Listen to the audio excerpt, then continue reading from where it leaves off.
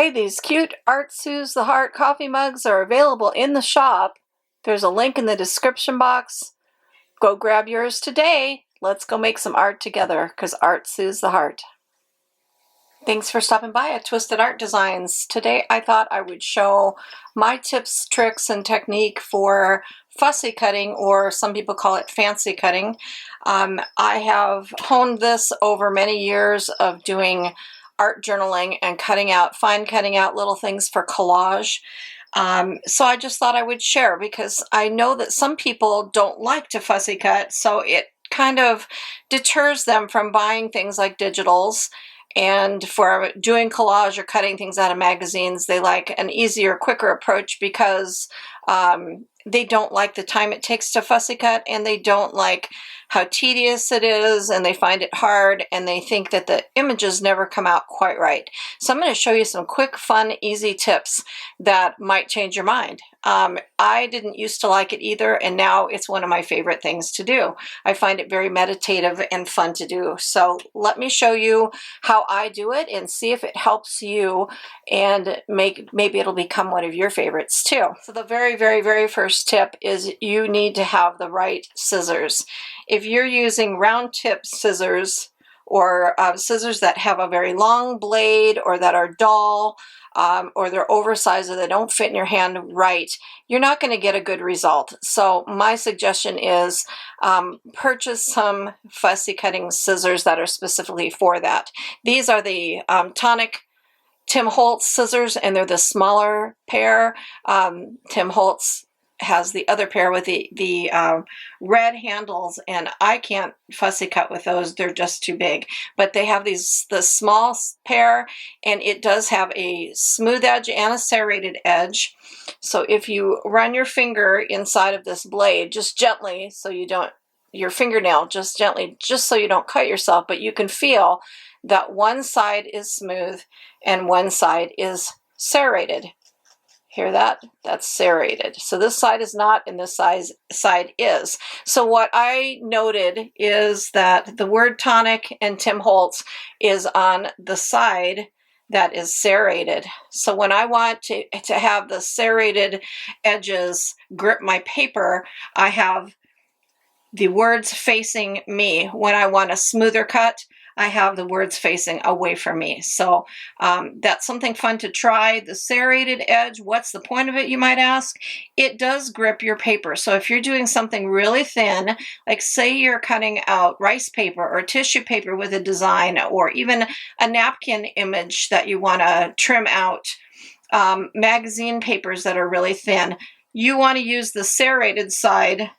So the words facing you and the serrated side at the bottom, because as you cut, it almost kind of grabs and grips the paper and holds it, which makes it easier to control. So that's the point of serrated scissors. These are my favorite fine point scissors at the moment. There is a link in the description box for both of these if you're interested in purchasing these scissors. These are really inexpensive. In fact, I think you get 2 pair in the packet, so you'll even have a spare pair. They're super sharp, and they are really, really microfine points. So these are awesome for fussy cutting in little detailed spots. So having the right scissors, very important, very important. You're going to find that when you're using the right scissors, it makes fussy cutting a breeze instead of a chore. So let's get started, and I'll show you the other things that I've learned along the way. So whether you're right-handed or left-handed, doesn't matter. When you hold your image, your scissors are going to be in that hand that you cut with, and the other is going to hold the image. So it doesn't matter if you're left-handed or right-handed. But the most important thing to learn, the easiest tip I can give, the very best tip, is most people, when they're cutting things out and they are starting to do fussy cutting, they tend to try to turn the scissors, try to turn your hand that's cutting. So you're coming up to this and you're trying to turn your hand, and it's really awkward and it's hard to get a good cut. So what you should do is this hand stays stationary. You never move this hand. This hand moves what you're cutting. So you're going to turn this constantly, and your hand is going to stay basically the same most of the time. If you do that, it makes all the difference in the world. So as you're cutting, let's get started. This is a digital from Art Tea Life from Etsy, and it's got some really fine things like little tiny fingers. I mean, really, really small fingers. But say I didn't want to use this as a card and I wanted to cut that image out. I'll show you the easiest way to do that. So as you start to cut, you're going to be turning the card. So you're not moving your hand, you're just moving the image that you're cutting. So you're going to turn it and cut and turn it and cut. And you're going to find that it's so much easier. And when you get to complicated things like this, where she's got her elbow and underneath her arm here, this is my trick. Love it. You take your scissors and you cut and you point right up into that image. Then you can come across here and point all the way into that corner. And you can then do it again underneath her arm into that point. And you're asking, well, why would I do that? Watch. As you cut up into that point, look how that piece just fell out. It makes it so much easier than trying to follow along and cut that shape.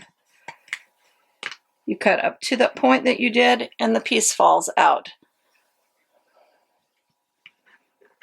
You cut across and cut that last triangle out. And now you've cut into something that looked really complicated to get into, but it really wasn't. Okay, I put a dark background so it'd be a little bit easier to see. So now I've switched over to these scissors. I'm going to do this little tiny hand. I'm going to come around this elbow and cut up to that finger. And now I want to cut out those little tiny fingers. So I'm going to turn my card and I'm going to do my little trick. So I'm going to point cut into that space, point cut in between those fingers.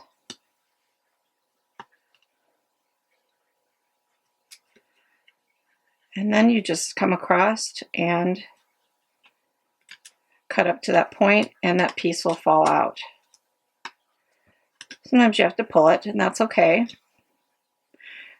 Be sure that you cut into your points. So when you go to your point, you kind of cut into it and past it, and that's what makes those pieces fall out easily. So look how simple I cut out that hand. So something that looked complicated really wasn't.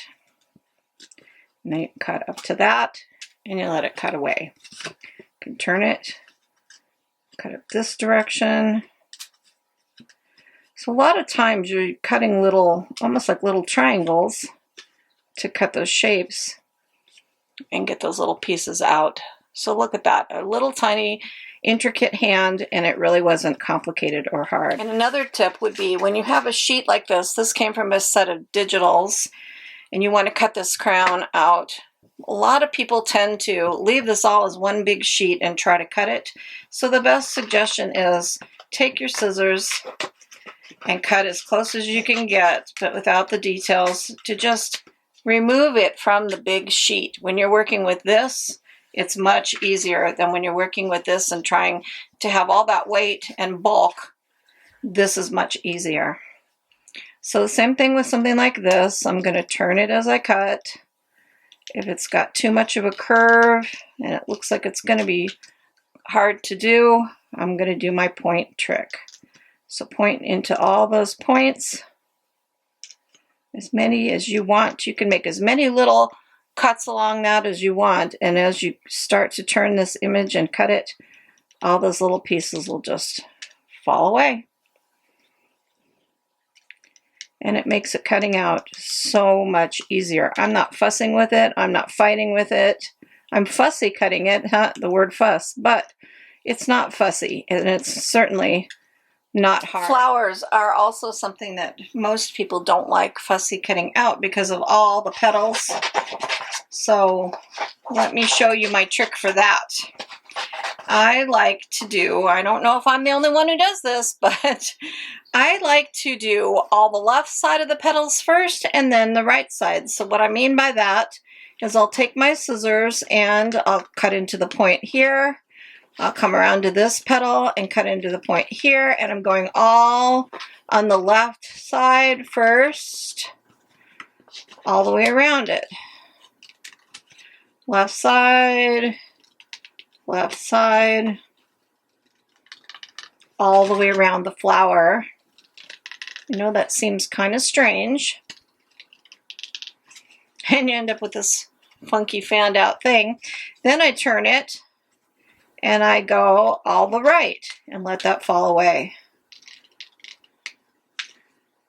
So look at how much easier that is than trying to cut those petals by going in and turning in and trying to come out the other side and then come to this point and you're turning. I mean, look, this is just so much quicker and easier to just do left side petals, right side petals, into the point, fall away. Easy peasy, lemon squeezy. Okay, and how about things like this? So again, I wouldn't leave it on this big sheet. I'm going to cut it out smaller. And same thing with leaves. So I cut into one side of the leaf, all on the left sides. And you can turn your paper back and forth for where the leaf is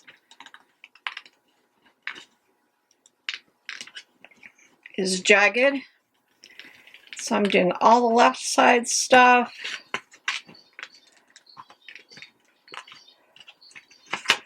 Too much excess paper, cut it away. Left side leaves, left side leaves. And then I'm going to come back in and I'm going to do the right sides, point, fall away. So when you first look at that stamped image, you think, oh, never mind, I'll just stamp it on tissue paper or something and tear around it and collage it onto my page that way because it's too much to cut out. But it really isn't. When you do this method of turning and point cutting in and doing left side first and then right side, look how easy it is. Here are hairstyles from my Justine paper doll set, and I'm going to show you how to cut out some fringy hair. So let's go with this Glam Girl one in here. So what's the first thing you would do? You would obviously want to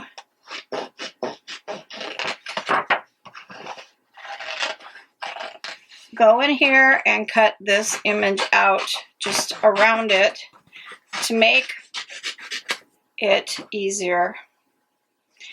And then this would also work for things like this. For this one, Lonnie, she's got lots of little fringed hair. So let's cut her out too. Okay, put this aside. And what you want to do for fringe, I take my scissors and I cut tip to tip. So wherever there's the furthest out tip of hair, I cut all the way across the tips. And what does that leave? It leaves your little triangles to cut out, which is pretty easy. So I do the same thing I do with flowers. I go left side, all the way across.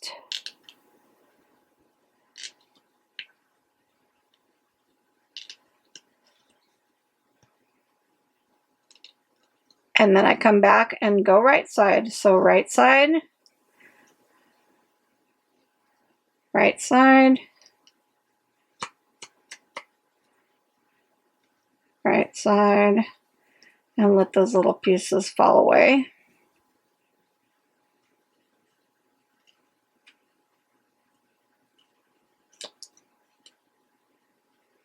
You know, when you're cutting across your first cut, that's what makes the piece fall away easily. So you could leave it with that, and that looks cute.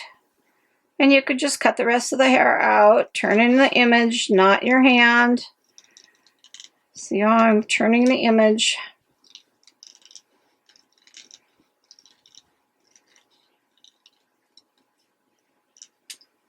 Okay, that's easy. But what if I wanted to make this look even more fringy? What I do with that is to take my scissors and I cut into the design and then move it across and cut. I'm going to really change the way this looks, but that's okay. And then you're going to turn the image just slightly and you're going to cut again, going the other way. You're going to end up with some pieces that'll fall. So it's like when you see people, hairdressers, giving a fringe haircut and they chip into it and they call it chipping. You're chipping away at your paper. So see what that looks like when you turn that over? How you get a real fringy edge. So if you want your hair to look more realistic, look how cute that looks. It looks very cute and fringy. It was fine the way it was, but this is even better to make it look fringy and cute. So that's just a fun little tip. And let's work on this one, this Lonnie one. Okay, so she's got crazy hair too, and some people might say, oh, I'm never going to cut that out. Do the same thing so you can see all the tips. You're going to cut up to the tips. So now what are you left with? You're left with round, curvy things, and what do we do for those? Point cut into the curve, point cut into the curve. And then you can come back in and cut out that piece, and a piece falls away. And cut out that piece. So easy. It makes it so easy. So something that looked challenging, like, oh, I'd never be able to cut that out.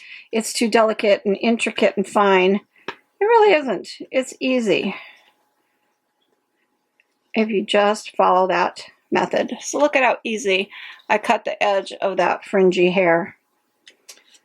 Not complicated at all. I know on a lot of my paper dolls that I do, like the mermaids and things, they have flowy hair and a lot of twists and turns, but if you just use that technique, you'll be good to go.